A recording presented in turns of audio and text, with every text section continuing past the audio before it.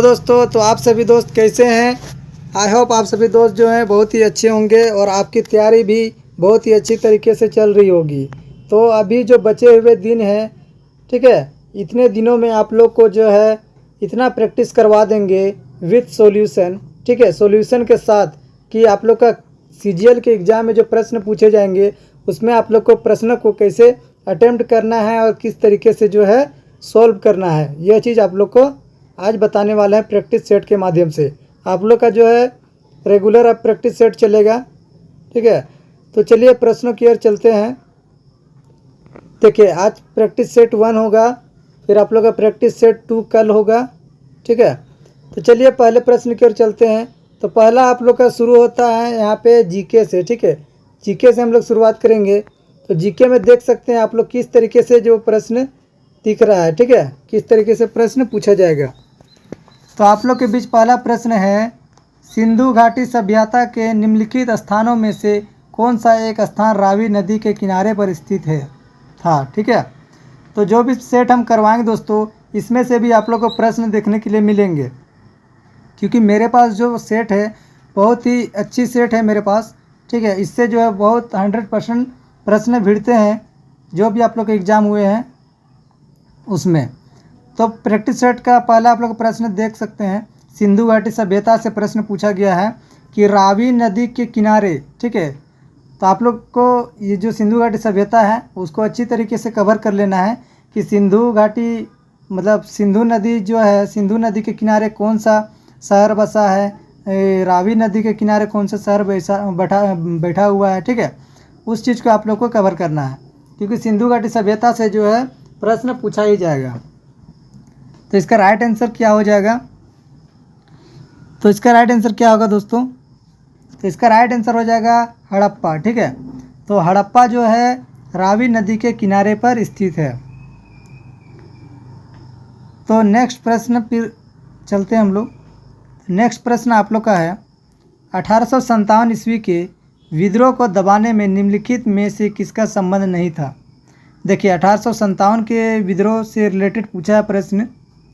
तो 1857 का जो विद्रोह हुआ था उसको जो मतलब समाप्त किया गया, उसमें कौन से व्यक्ति का जो है उसमें मतलब इंक्लूड नहीं थे, कौन से व्यक्ति, ठीक है। तो इसका राइट आंसर क्या होगा? तो इसका आप लोग का राइट आंसर हो जाएगा डलहौजी, ठीक है। डलहौजी जो थे 1857 के विद्रोह से रिलेटेड नहीं थे। नेक्स्ट प्रश्न, टीपू सुल्तान को ब्रिटिश सेना ने आंग्ल मैसूर युद्ध में पराजित किया था, ठीक है। देखिए, जो भी आप लोग के युद्ध हैं, जैसे पानीपत वाले युद्ध, प्रथम द्वितीय जितने भी युद्ध आते हैं उन सभी युद्ध को आप लोग को कवर करना है। कितना में लड़ा गया था, किसके साथ लड़ा गया था, ठीक है। ये चीज़ आप लोग को अच्छी तरीके से याद होनी चाहिए, चाहे वो आंग्ल मैसूर युद्ध हो या आप लोग का विश्व युद्ध हो, सभी चीज़ आप लोग को याद होना चाहिए। तो इसका राइट आंसर क्या होगा? तो इसका आप लोग का राइट आंसर हो जाएगा ऑप्शन नंबर सी, ठीक है। क्या हो जाएगा? Option number C. तो टीपू सुल्तान जो है, टीपू सुल्तान को देखिए, टीपू सुल्तान को किसने पराजित किया था? तो ब्रिटिश सेना ने पराजित किया था आंग्ल मैसूर के तृतीय युद्ध में, ठीक है। आंग्ल मैसूर का 3 युद्ध हुआ था, उसमें से तीसरे युद्ध में जो है टीपू सुल्तान को पराजित कर दिया गया था। नेक्स्ट प्रश्न हम लोग देखते हैं, भारत में शुद्ध सोने के सिक्के सबसे पहले किसने चलाए? देखिए, ये बहुत ही इम्पोर्टेंट प्रश्न है। तो भारत में शुद्ध सोने का सिक्का सबसे पहले किसने चलाया था दोस्तों? तो इसका राइट आंसर क्या हो जाएगा? तो आप सभी दोस्तों को पता है कि इसका राइट आंसर जो है ऑप्शन नंबर बी हो जाएगा, कुषाण। कुषाण ने ही जो है शुद्ध सोने के सिक्के पहली बार जो है भारत में चलाए थे, ठीक है। तो आप लोग याद रखिएगा। नेक्स्ट प्रश्न 5 नंबर देखते हैं, निम्नलिखित में से किसने सबसे पहले पाकिस्तान शब्द का सृजन किया था, ठीक है। पाकिस्तान शब्द का सृजन किसने किया था, ये चीज़ पूछ रहा है। तो इसका राइट आंसर क्या होगा?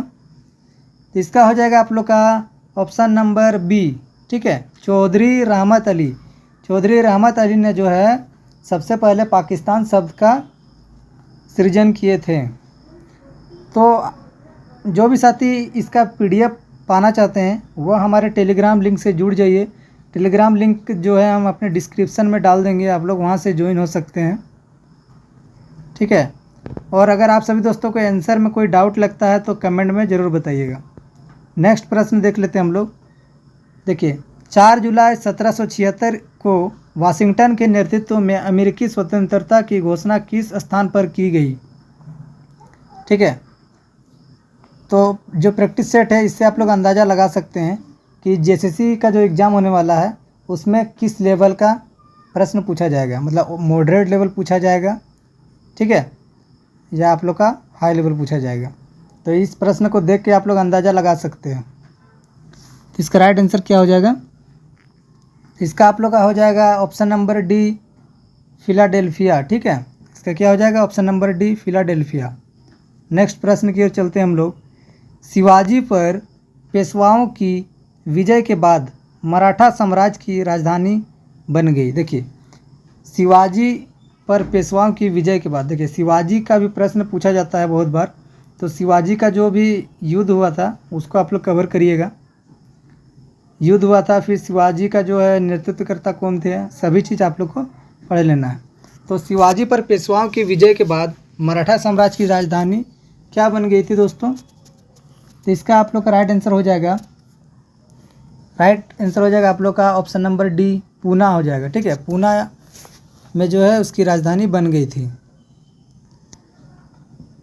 नेक्स्ट प्रश्न, निम्नलिखित शासकों में से किस शासक द्वारा कुतुब मीनार की मरम्मत नहीं कराई गई, ठीक है। तो जो भी आप लोग को ऑप्शन दिए हैं तो उस ऑप्शन में जो है वैसे कौन से शासक थे जिन्होंने जो है कुतुब मीनार की मरम्मत नहीं कराई थी, ठीक है। तो इसका राइट आंसर क्या हो जाएगा? तो इसका आप लोग का हो जाएगा option number D, Sikandar Lodi हो जाएगा, ठीक है। सिकंदर लोदी ने जो है मरम्मत नहीं कराई थी। तो नेक्स्ट प्रश्न की ओर हम लोग चलते हैं। भारत में पाया जाने वाला कौन एक गैर धात्विक खनिज है, ठीक है। गैर धात्विक खनिज कौन सा है दोस्तों जो भारत में पाया जाता है? इसका आप लोग हो जाएगा ऑप्शन नंबर डी, पायरोफाइलाइट। पायरोफाइलाइट जो है गैर धात्विक खनिज है। नेक्स्ट प्रश्न, फ्लाई ऐश है, ठीक है। फ्लाई ऐश बहुत ही चर्चित में रहा था दोस्तों, तो मतलब इससे जो है बहुत प्रश्न पूछे जा रहे थे जो भी एग्ज़ाम हो रहे थे सेंट्रल लेवल के, तो फ्लाई ऐश को आप लोग को जानना जरूरी है। तो फ्लाई ऐश क्या है दोस्तों? तो इसका राइट आंसर हो जाएगा ऑप्शन नंबर सी, ठीक है। तो इसके बारे में थोड़ा हम लोग जान लेते हैं। तो फ्लाई ऐश ज्वलनशील पदार्थों को जलाने से निर्मित महीन कण है, ठीक है। फ्लाई ऐश किसको कहते हैं दोस्तों? तो जो भी ज्वलनशील पदार्थ को जलाने पर निर्मित होता है, ठीक है, उसी को फ्लाई ऐश कहते हैं। इसमें मुख्य रूप से जो है सिलिकॉन डाइऑक्साइड, ठीक है, इसमें क्या होता है? तो सिलिकॉन डाइऑक्साइड रहता है SiO2, ठीक है, सिलिकॉन ऑक्साइड। उसके बाद रहता है आप लोग का एल्यूमिनियम ऑक्साइड Al2, ठीक है, Al2O3 रहता है, और कैल्शियम ऑक्साइड, ठीक है, CaO अच्छी मात्रा में पाए जाते हैं, और CaO जो है अच्छी मात्रा में पाया जाता है। तो फ्लाई ऐश को आप लोग एक बार कवर कर लीजिएगा। तो इसका राइट आंसर क्या हो जाएगा? तो इसका आप लोग का हो जाएगा ऑप्शन नंबर सी हो जाएगा, ठीक है, एस के लघुकण। नेक्स्ट प्रश्न, UNCTAD द्वारा जारी विश्व निवेश रिपोर्ट 2021 के अनुसार वर्ष 2020 में प्रत्यक्ष विदेशी निवेश FDI प्राप्त करने के मामले में भारत का कौन सा स्थान है, ठीक है। तो देखिए, ये करंट का पूछा था कि 2021 में जो UNCTAD का जो विश्व निवेश रिपोर्ट जारी हुआ था तो उसमें कौन सा स्थान था, ये चीज़ पूछ रहा। तो इसका राइट आंसर क्या हो जाएगा आप लोग का? 11 का राइट आंसर हो जाएगा आप लोग का ऑप्शन नंबर बी हो जाएगा, 5वां स्थान था, ठीक है। अगला प्रश्न देख लेते हैं। निम्न में से विद्युत उत्पादन करने में सर्वाधिक हिस्सा किसका है? मतलब विद्युत उत्पादन करने में जो है सबसे अधिक किससे होता है? मतलब विद्युत उत्पादन जो सबसे अधिक किससे होता है? जल विद्युत से होता है, ताप विद्युत से होता है, परमाणु ऊर्जा। तो किससे जो है सबसे अधिक होता है दोस्तों? इसका राइट आंसर क्या हो जाएगा? तो इसका आप लोग का हो जाएगा ताप विद्युत। ठीक है, ताप विद्युत से जो है सबसे अधिक विद्युत उत्पादन होता है। नेक्स्ट प्रश्न, भारत का रूर किस नदी बेसिन को कहा जाता है? भारत का रूर किस नदी बेसिन को कहा जाता है, ये चीज़ आप लोग को बताना है। तो इसका आप लोग हो जाएगा ऑप्शन नंबर ए हो जाएगा, दामोदर। ठीक है, दामोदर को जो क्या कहते हैं, तो भारत का रूर कहा जाता है। ठीक है, नेक्स्ट प्रश्न की ओर हम लोग चलते हैं। जल गर्तिका से तात्पर्य है, ये आप लोग का साइंस का प्रश्न है। जल गर्तिका से तात्पर्य है तो क्या हो जाएगा? तो इसका हो जाएगा ऑप्शन नंबर ए, वृत्ताकार घूमते चट्टानी टुकड़े। ठीक है, नेक्स्ट प्रश्न देखते हैं। भूगोल के अध्ययन की विषय वस्तु, भूगोल के अध्ययन की विषय वस्तु उपागम के प्रवर्तक हैं। तो इसका राइट आंसर क्या होगा? तो इसका आप लोग का हो जाएगा ऑप्शन नंबर बी, अलेक्जेंडर वान हम्बोल्ट। ठीक है, नेक्स्ट प्रश्न देखते हैं हम लोग। भूवैज्ञानिक काल के किस महाकल्प में डायनासोरों का अस्तित्व समाप्त हो गया? मतलब किस काल में जो है डायनासोर का अस्तित्व समाप्त हो गया, ये चीज़ पूछा है। तो इसका राइट आंसर क्या हो जाएगा?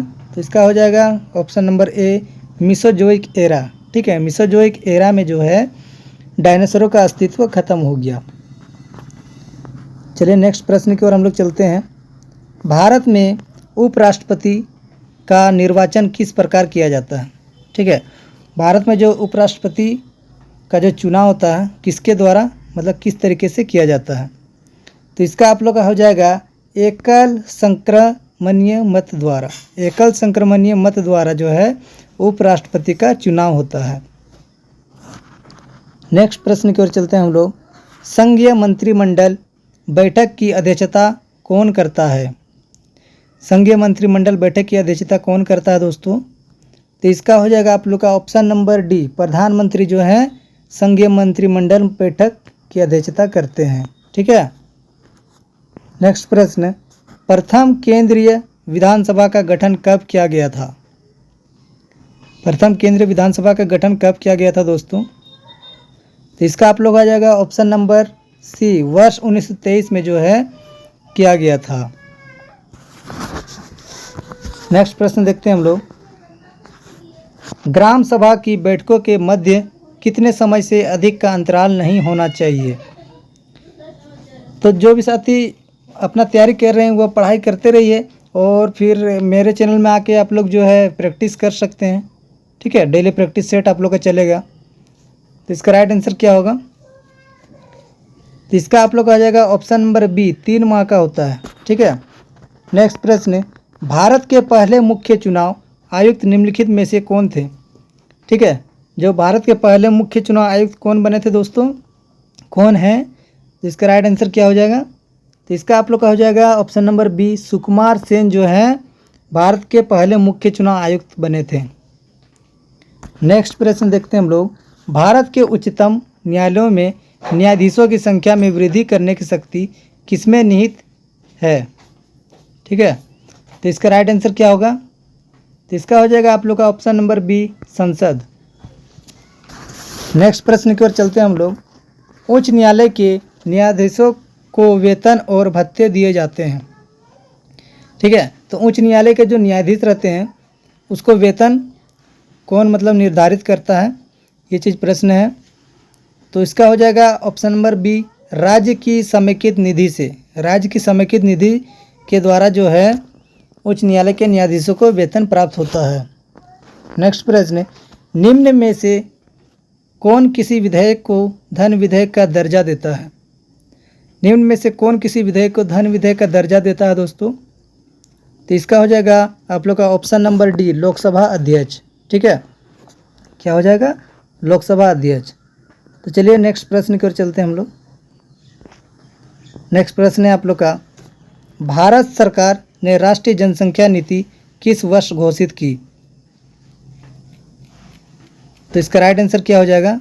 इसका आप लोग का हो जाएगा वर्ष 2000। वर्ष 2000 में जो है राष्ट्रीय जनसंख्या नीति घोषित किया गया था। तो ये सब प्रश्न जो है सभी इम्पोर्टेंट प्रश्न है दोस्तों, आप लोग जो है अच्छे से कवर करते चलिए। आप लोग के एग्ज़ाम में भी पूछ सकता है दोस्तों जो चीज़ हम करा रहे हैं। नेक्स्ट प्रश्न, कृषिगत विविधता का आशय क्या है? ठीक है, तो इसका राइट आंसर क्या हो जाएगा? तो इसका हो जाएगा आप लोग का ऑप्शन नंबर ए, एक समय में एक क्षेत्र में बोई गई फसलों में विविधता। तो नेक्स्ट प्रश्न की ओर हम लोग आगे बढ़ते हैं। औसत लागत वक्र को सीमांत लागत वक्र सदैव उसके पर काटता है। ब्लैंक दिया है यहाँ पे, कौन सा सही होगा ये चीज़ बताना। तो इसका आप लोग हो जाएगा ऑप्शन नंबर ए, न्यूनतम बिंदु। न्यूनतम बिंदु पर जो है काटा जाता है। ठीक है, अगला प्रश्न, बाजार कीमतों पर राष्ट्रीय आय बराबर होती है। बाजार कीमतों पर राष्ट्रीय आय बराबर कब होती है दोस्तों? ठीक है, ये चीज़ पूछा है। तो इसका राइट आंसर क्या हो जाएगा? तो इसका आप लोग हो जाएगा ऑप्शन नंबर बी, जब शुद्ध घरेलू उत्पाद एनडीपी के बराबर होती है। ठीक है, कब होती है? तो बाजार कीमतों पर राष्ट्रीय आय बराबर कब होती है? तो शुद्ध घरेलू उत्पाद एनडीपी के द्वारा। नेक्स्ट प्रश्न हम लोग देखते हैं, समग्र पूर्ति इनमें से किसके बराबर होती है? समग्र पूर्ति इनमें से किसके बराबर होती है दोस्तों? तो इसका आप लोग हो जाएगा ऑप्शन नंबर ए, एनआई के द्वारा। ठीक है, नेक्स्ट प्रश्न, जुलाई 2021 में विश्व के सबसे ऊंचे रेत महल का उद्घाटन किस देश में किया गया है? देखिए 2021 का करंट अफेयर यहाँ पे ऐड था, तो इसका राइट आंसर क्या होगा? तो इसका आप लोग का हो जाएगा ऑप्शन नंबर बी, डेनमार्क में जो है इसका उद्घाटन किया गया था। नेक्स्ट प्रश्न, प्लास्टिक के बर्तन बनाने में किस बहुलक का प्रयोग होता है? अब साइंस का प्रश्न आ गया दोस्तों, प्लास्टिक के बर्तन बनाने में किस बहुलक का प्रयोग होता है? तो इसका आप लोग का हो जाएगा ऑप्शन ए। ठीक है, मेलामाइन के द्वारा जो है प्लास्टिक के बर्तन बनाने में प्रयोग होता है, मेलामाइन, याद रखिएगा। नेक्स्ट प्रश्न, श्वसन जड़ें किस पौधे में पाई जाती हैं? श्वसन जड़ किस पौधे में पाया जाता है दोस्तों? ठीक है, तो इसका राइट आंसर क्या हो जाएगा? तो इसका आप लोग हो जाएगा ऑप्शन नंबर ए, राइजोफोरा में। ठीक है, राइजोफोरा जो है जड़ से सांस लेता है, बाकी बात। ठीक है, श्वसन जड़ें किस में पाई जाती हैं? तो राइजोफोरा में। नेक्स्ट प्रश्न, नींबू निचोड़ने की मशीन है। नींबू निचोड़ने की मशीन को क्या कहा जाएगा दोस्तों? तो जैसे आप लोग का श्रेणी होता है, प्रथम श्रेणी, द्वितीय श्रेणी, तृतीय श्रेणी, उत्तोलक का मतलब पूछा जाता प्रश्न फिजिक्स का। ठीक है, तो नींबू निचोड़ने की मशीन को किस श्रेणी में हम लोग रखेंगे? तो हम लोग रखेंगे आप लोग का द्वितीय श्रेणी, मतलब नींबू निचोड़ने का जो है द्वितीय श्रेणी का उत्तोलक के अंदर आता है। ठीक है, अगला प्रश्न, जब क्लोरोफॉर्म सांद्र नाइट्रिक अम्ल से अभिक्रिया करता है तो निम्न में से क्या बनता है? ठीक है, इसमें आप लोग का जो रासायनिक सूत्र टाइप से वो चीज़ पूछा है, मतलब। ठीक है, तो इसका राइट आंसर क्या होगा? तो इसका आप लोग आ जाएगा ऑप्शन नंबर बी, CnO2Cl3। ठीक है, नेक्स्ट प्रश्न, मूलभूत कण है। मूलभूत कण है तो क्या है मूलभूत कण? तो इसका राइट आंसर क्या हो जाएगा? तो इसका हो जाएगा आप लोग का ऑप्शन नंबर बी, तत्वों में उपस्थित परमाणु। तत्वों में उपस्थित परमाणु को मूलभूत कण के नाम से जानते हैं हम लोग। नेक्स्ट प्रश्न हम लोग देखते हैं।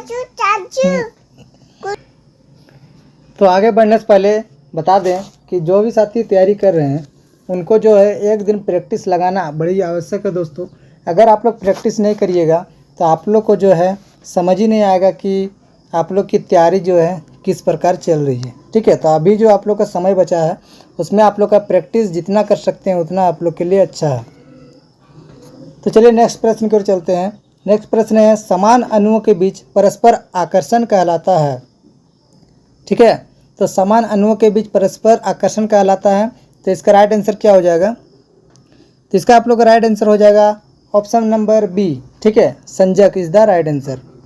अगला प्रश्न, तरंग संचरण हेतु माध्यम का गुण नहीं है।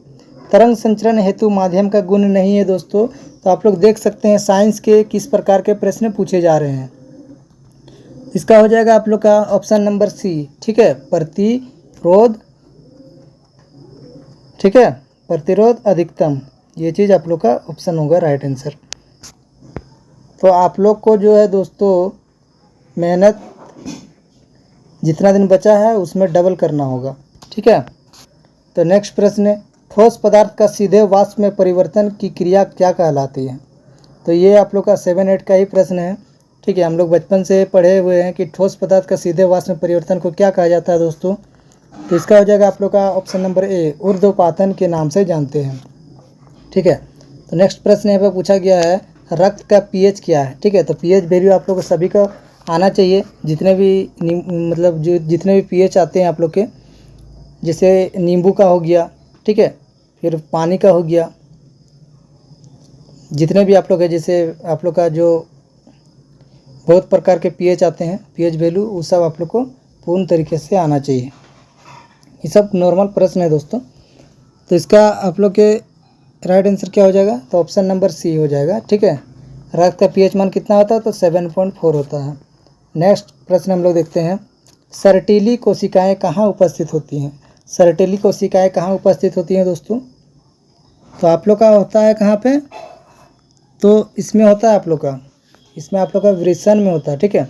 सर्टीली कोशिकाएं कहाँ उपस्थित होती हैं, तो वृषण में होती है। नेक्स्ट प्रश्न, जब जल की बूंद लाल गर्म लोहे के तवे पर छिटक जाती है तो बूंद गोलाकार हो जाती है तथा तुरंत वाष्पित नहीं होती, क्योंकि। देखिए इस टाइप का ही प्रश्न पूछता है। तो इसका राइट आंसर क्या हो जाएगा, तो इसका हो जाएगा आप लोग right answer option number B, इस स्थान पर तवे का ताप गिर जाता है, ठीक है।